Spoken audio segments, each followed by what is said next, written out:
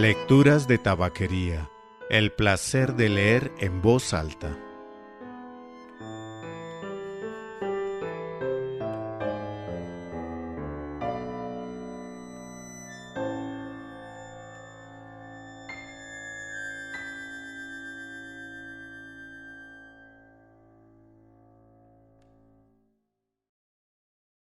Soy Mauricio Duque Arrubla. Usted escucha Lecturas de Tabaquería, el podcast de lecturas en voz alta.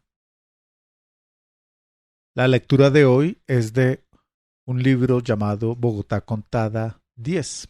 O sea, hay otros nueve volúmenes antes que ese.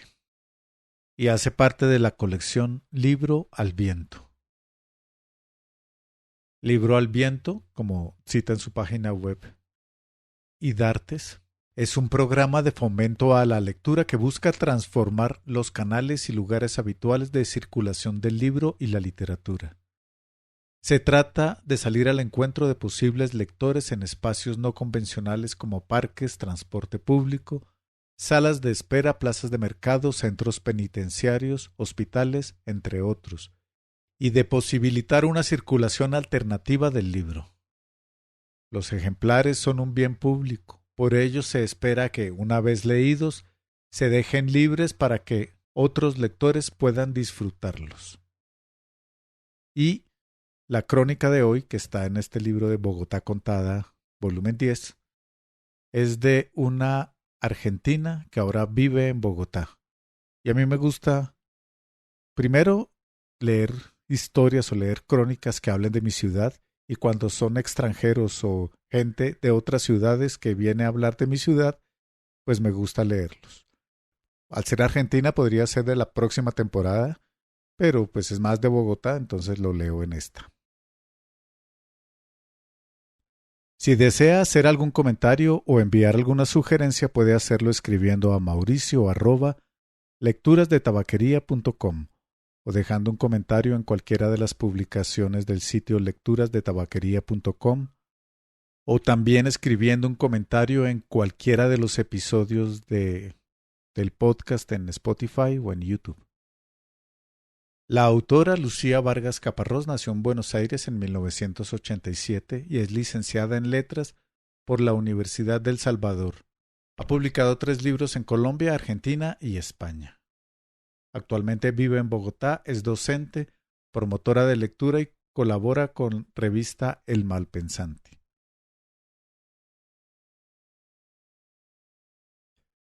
El sur no es un punto ciego, por Lucía Vargas Caparrós. Los 4 puntos cardinales son 3, el sur y el norte. Vicente Huidobro. 1. Llegué a Colombia en 2016, luego de ese largo viaje por Latinoamérica, pero no me quedé. Volví a Buenos Aires en 2017 creyendo que Bogotá no era un lugar para mí, pero todo en Argentina me decía que no era tiempo de regresar a casa, así que volví a Colombia. Viví y trabajé como voluntaria en un hostel en La Candelaria. Luego arrendé una pequeña habitación, en la que apenas entraba una cama. Viví en Teusaquillo, en Chapinero, en Cedritos, y sin planearlo, fui habitando la ciudad y conociendo las dinámicas de las distintas localidades en ese recorrido. A fines de 2018 ya no tenía visa Mercosur y debía tramitar la visa de residente si me quería quedar. Así que lo pensé bien y volví a Buenos Aires a recargar fuerzas y planear un nuevo viaje por Centroamérica. Las personas erráticas somos así. Siempre creemos que el lugar al que debemos llegar es aquel que aún no conocemos. Nunca pensamos en hacer el esfuerzo de quedarnos. No sé qué fue lo que cambió cuando llegué a casa, pero volver no solo recargó mis energías, sino que también me dio perspectiva y claridad de lo que en realidad quería, y no me había dado cuenta. Entonces llegó enero, y me encontré escribiéndole a un amigo que en ese momento vivía con su mamá en el barrio El Tintal, para que me arrendara una habitación. Llegué a Bogotá en 2019, Me acomodé en la habitación y empecé a buscar trabajo, pero era principio de año y la gente aún estaba en modo vacaciones. Había ahorrado para ese nuevo viaje, pero ahora que sabía que me iba a quedar en Colombia, guardaba ese dinero para la visa. Durante el tiempo de espera y entrevistas laborales debía gastar lo menos posible, así que me pasaba la mayor parte del tiempo en la biblioteca. Si tuviera que decir qué elemento simboliza el sur de Bogotá para mí, diría que es la Biblioteca Pública El Tintal. Ni bien la conocí, supe que sería un gran refugio. El deseo de conocimiento y exploración me llevó a transitarla. Comencé con el propósito de recorrer por curiosidad y regresé hasta que terminé apropiándome de ella. La Biblioteca Pública El Tintal Manuel Zapata Olivella está ubicada en la localidad de Kennedy, en la avenida Ciudad de Cali con sexta C, cerca del cruce con Avenida de las Américas. En ese momento yo vivía a unas 4 cuadras a pie y aún desde allí se podía distinguir el edificio. La biblioteca se inauguró el 29 de junio de 2001, pero el edificio ya existía. El arquitecto Daniel Bermúdez la edificó sobre las ruinas de una antigua planta de transferencia de basura. Según Biblored, se llama así en homenaje al representante más importante de la literatura afrocolombiana, quien además fue médico, antropólogo y defensor de las comunidades afrodescendientes. En la entrada, junto a la recepción, hay un retrato enorme de él, pero la vez que pregunté quién era, los que atendían no supieron responderme. La colección de la biblioteca cuenta con más de 90.000 libros, material audiovisual, multimedia y publicaciones seriadas. Hay ludoteca para los más pequeños, clubes de lectura y actividades pensadas especialmente para adultos mayores. Como está ubicada en un punto estratégico, la gente llega a pie, en bicicleta por la ciclorruta, en Transmilenio y en Alimentador, contando con público no solo de Kennedy, sino también de Bosa y Fontibón. Durante el tiempo que viví allá, ese fue mi punto de encuentro con los demás, con los libros y conmigo misma. Hace poco hablé con Sergio, un amigo que hice gracias a una gran amiga, Carolina. Él y su familia viven a pocas cuadras de donde yo vivía, también muy cerca de la biblioteca, mientras que Carolina vive en Patio Bonito, a unos 20 minutos en bicicleta de El Tintal. Sé que son amigos hace mucho tiempo, pero como nunca supe la historia de cómo se conocieron, aproveché la entrevista para preguntarle. Abre comillas. Yo estaba en octavo de bachillerato, por allá en el 2008, y el barrio estaba creciendo. Entonces no había mucha oferta de colegios para la demanda de estudiantes. Como no había lugar, tuve que trasladarme a un colegio que habían hecho nuevo en el barrio Patio Bonito, que es más hacia el sur. No era muy lejos, eran 20 minutos caminando desde acá, pero siempre hubo una frontera invisible muy peligrosa entre los dos barrios. Era un caño. De todas maneras, yo conocí a ese barrio porque allá vivimos primero, y luego llegué acá al Tintal, que ya tiene una configuración más residencial, de conjuntos de apartamentos. En cambio, Patio Bonito es un barrio más tradicional, con casas familiares y así. En esa época, Bogotá estaba pasando por el boom de los megacolegios, que eran enormes, hechos de buen material, de mucho ladrillo. Fue Bogotá la primera ciudad que hizo que la educación fuera gratuita para todos, la educación pública, porque antes tú tenías que pagar una cierta cantidad de dinero de acuerdo a tu nivel socioeconómico. Pero después de eso, ya no volvieron a cobrar por estudiar. Unos años después, todo el país cogió el ejemplo de Bogotá y ahora es un derecho fundamental. En ese contexto me conocí con Carolina. Cierra comillas. Cuando dijo lo de las fronteras invisibles pensé enseguida en ese caño. Lo conozco. No hay pavimentación. Es un espacio que hubiera podido ser una calle y que por eso conserva latente esa belleza de lo que puede ser todavía. Las fronteras deshabitadas pueden ser sitios de paso considerados límites invisibles y peligrosos, pero yo los veo más bien como puntos de unión entre dos lugares totalmente distintos.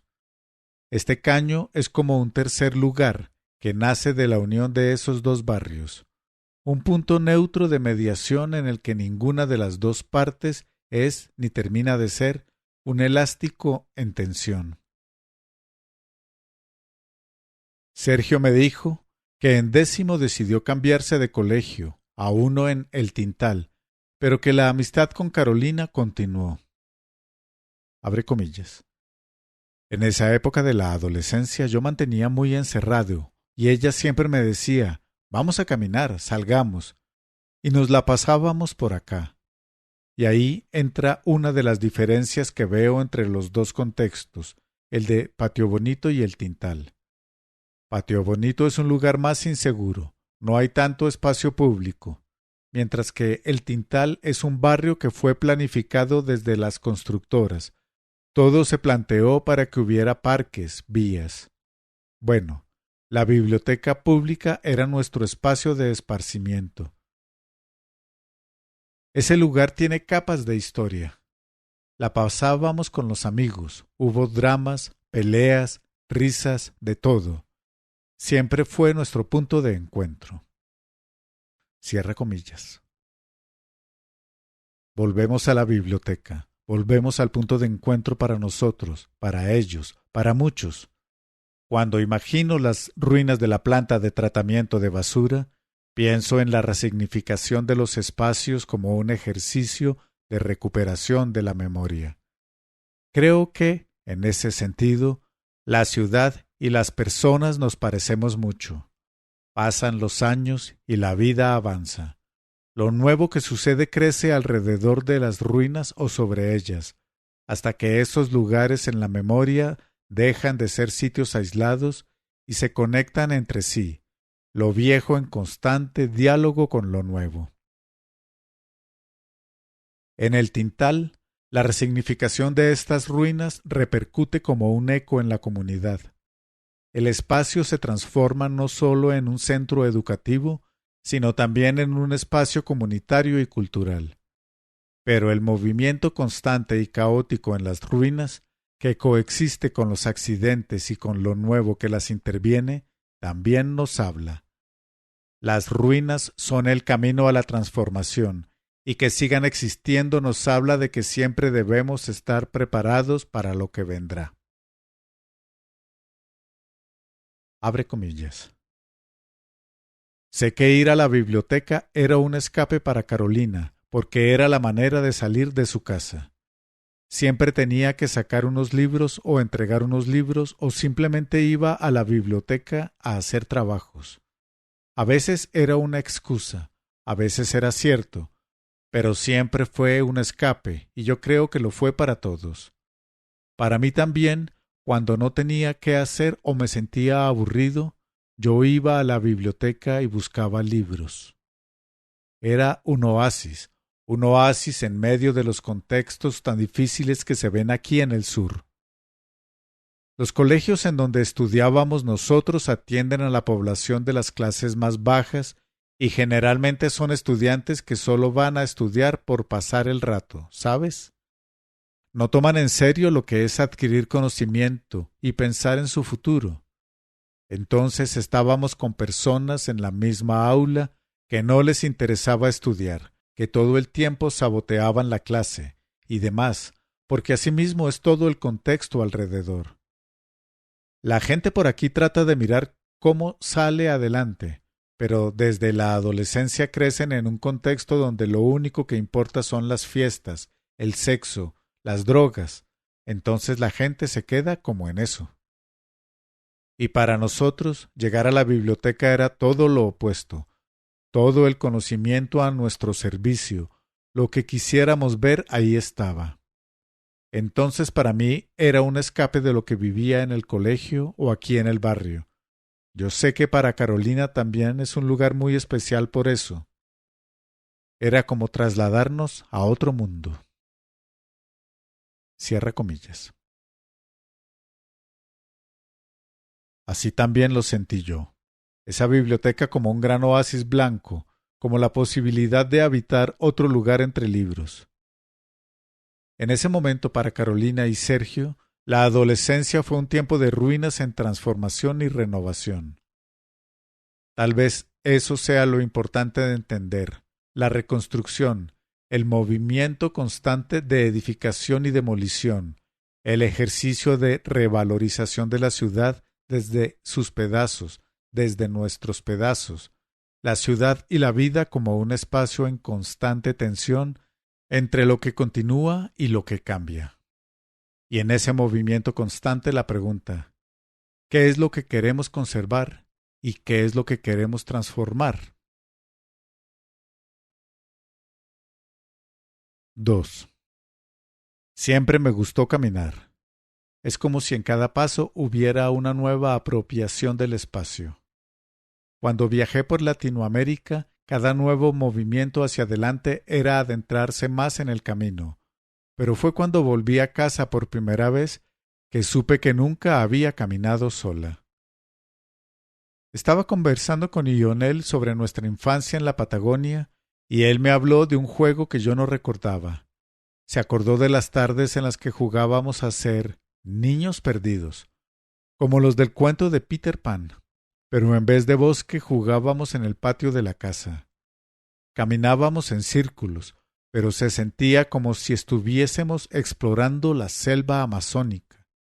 Juntábamos piedras, hojas, ramas, para hacer una fogata imaginaria.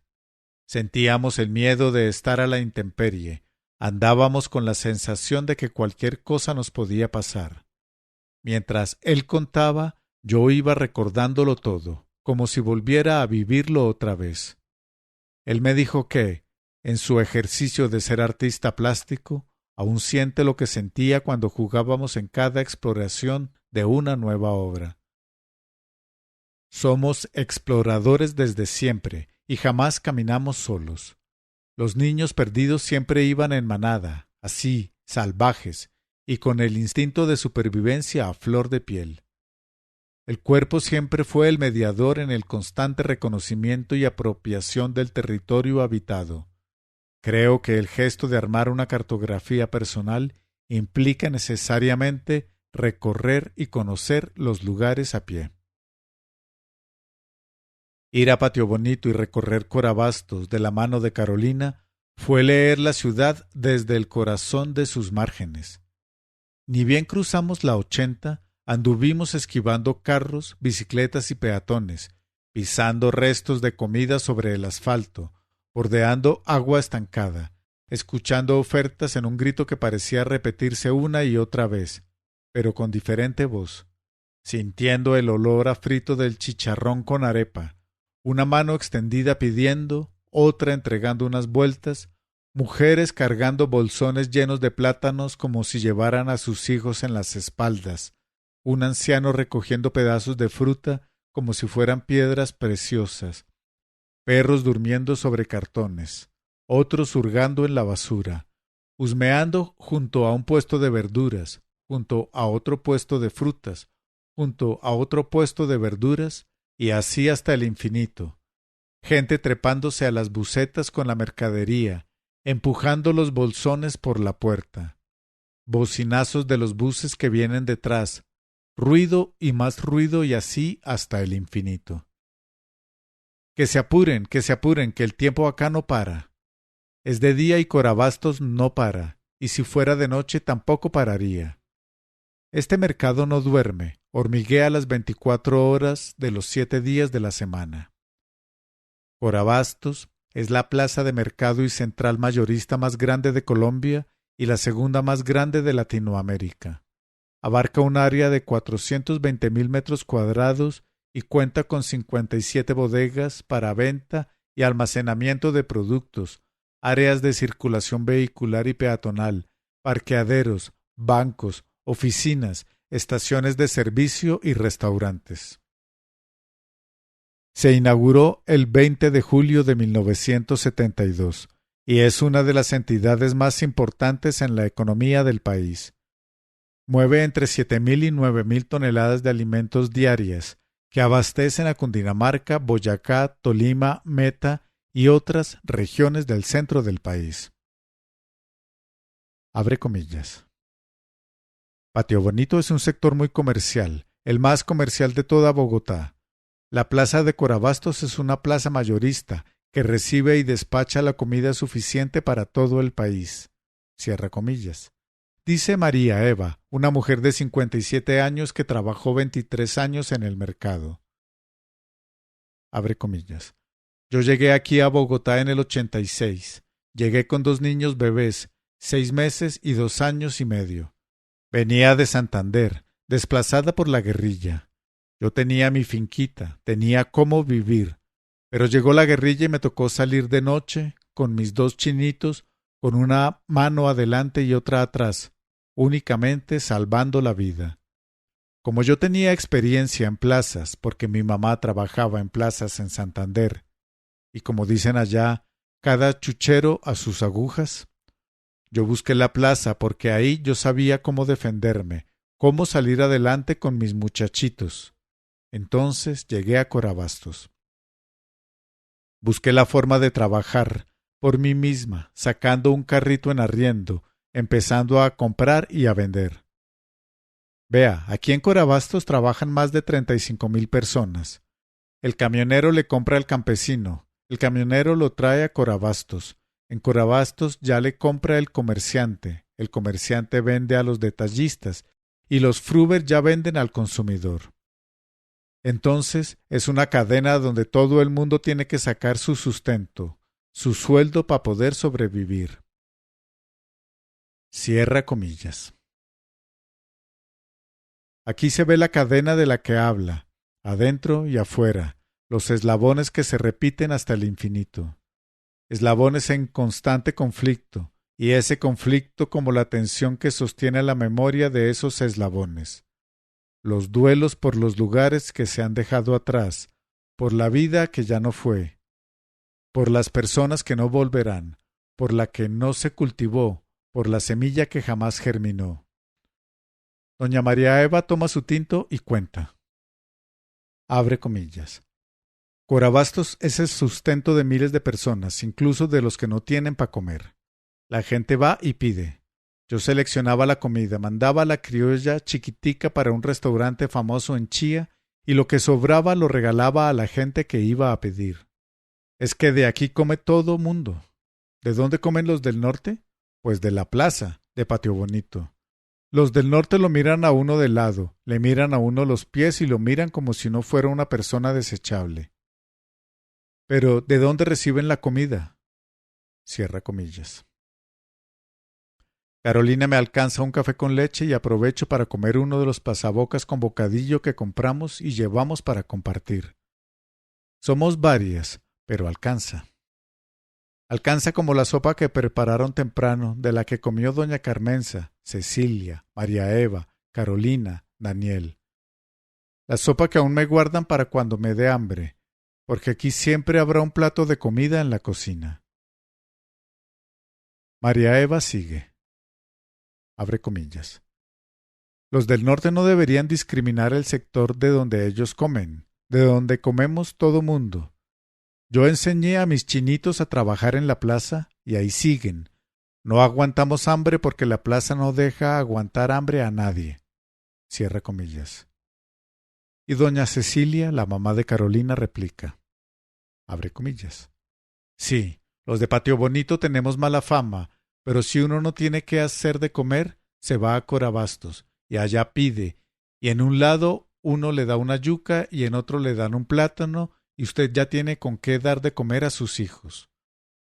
Así es como yo me empecé a dar cuenta de que a una no la tiene que vencer la vida, y entonces empecé a luchar con alma y corazón. Cierra comillas. No nos vence la vida, ni la ciudad, aun cuando la ciudad parezca un monstruo que engulle, que se come tu pasado en cada mordida vertiginosa del presente que tenés que aprender a habitar día a día.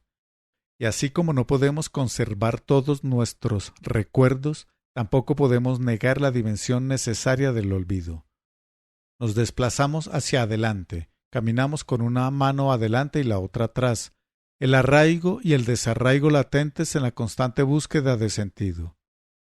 La fragilidad de los límites en nuestras cartografías personales, sondeada por esas fronteras invisibles, delimitada por el temor a habitar los espacios desconocidos en contraste con la seguridad de habitar los espacios que ya conocíamos. Y la lenta resignificación de la ciudad, la apropiación de los espacios a través del gesto de memoria colectiva. Ahora el mercado es nuestro, conversamos y tomamos tinto, habitamos Patio Bonito, entendiendo que el espacio público nunca ha sido tan público en realidad, así como el espacio privado también ha sido despojado de esa dimensión. Somos caminantes y no andamos solas. Nuestro paso agrieta, recupera el espacio. Allanamos el camino para los hijos y para los hermanos. Nos abrimos paso entre la maleza a machetazos. Doña María Eva sigue contando. Abre comillas. Cuando yo llegué aquí a Patio Bonito únicamente estaba la escuela Patio 1. Yo me fui a matricular a mi niño, que ya estaba grandecito, pero no había cupos, porque había muchos niños.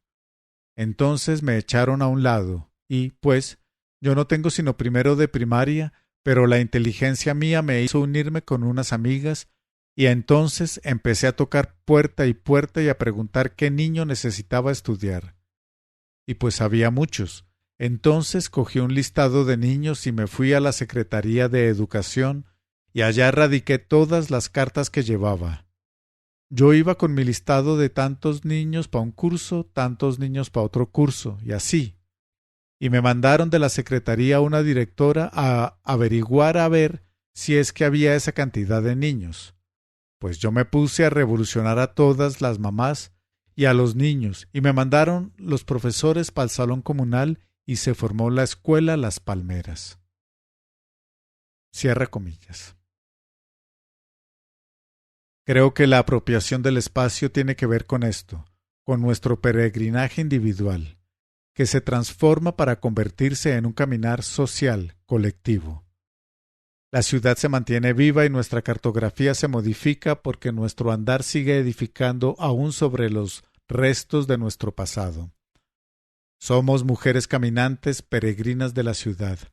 Vamos y venimos por los senderos y las calles, en marchas o protestas, en procesiones o filas para el bus. Vamos como una marejada de gente que se desplaza de un lado a otro como la luz del sol. Seguimos conversando hasta que la tarde se apaga. Nuestra despedida tiene el ruido de las tazas vacías que se recogen lentamente.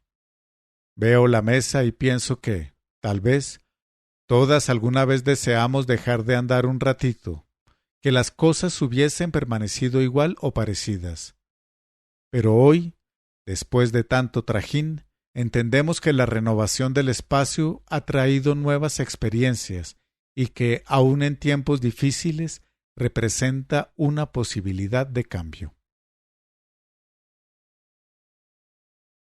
3. Es septiembre de 2022. El editor me llama y me ofrece escribir esta crónica. Acepto enseguida. Le digo que soy del sur y que quiero contar el sur de Bogotá, que quiero hablar de lo que significó para mí criarme en la Patagonia y venir hasta acá, desde lo más austral del continente. Él está de acuerdo. Camino a casa. Ahora vivo en La Candelaria, en una de esas casas viejas que llaman la atención de los turistas. Mientras camino, pienso en todo lo que quisiera contar y regreso al Tintal, a esa habitación en la que viví, a esa biblioteca a la que iba todos los días para sentirme un poco más en casa. Regreso a Patio Bonito, a la calle de tierra junto al caño, a la casa enorme con las ventanas abiertas, a la terraza desde donde vimos toda la ciudad junta alguna vez. Pienso en Carolina, en los años de amistad con ella, en que nos conocimos vendiendo libros y en cómo los libros nos han salvado y unido cada vez más con el paso del tiempo. Pienso en su mamá, en sus amigas, en esas mujeres, madres y cabezas de hogar, en sus hijos, en el mercado, en el trabajo, en que el tiempo no para ni parará. Pienso en todo esto escrito en un libro que va a soltarse al viento, como se suelta la promesa de no olvidar nunca, o el secreto mejor guardado, una botella en el mar que se va y que tal vez llegue hasta el Tintal, hasta Patio Bonito o hasta la Patagonia. Vivo en Bogotá, esta es mi casa ahora. Hace rato que dejé de ser la que venía siendo antes de salir, pero jamás han dejado de tratarme como una forastera. Todavía me siguen preguntando qué me ha parecido Colombia, y Colombia no me parece, Colombia es. Y Bogotá me sigue pareciendo lo mismo que cuando llegué. Una ciudad que va cambiando para mí como cambia cualquier ciudad, que cada año me deja ver algo nuevo y me deja despedir algo viejo, algo que en mí se conserva y algo que en mí se renueva. La ciudad y yo somos un espacio en conflicto, pero es esto lo que nos mantiene vivas y en movimiento.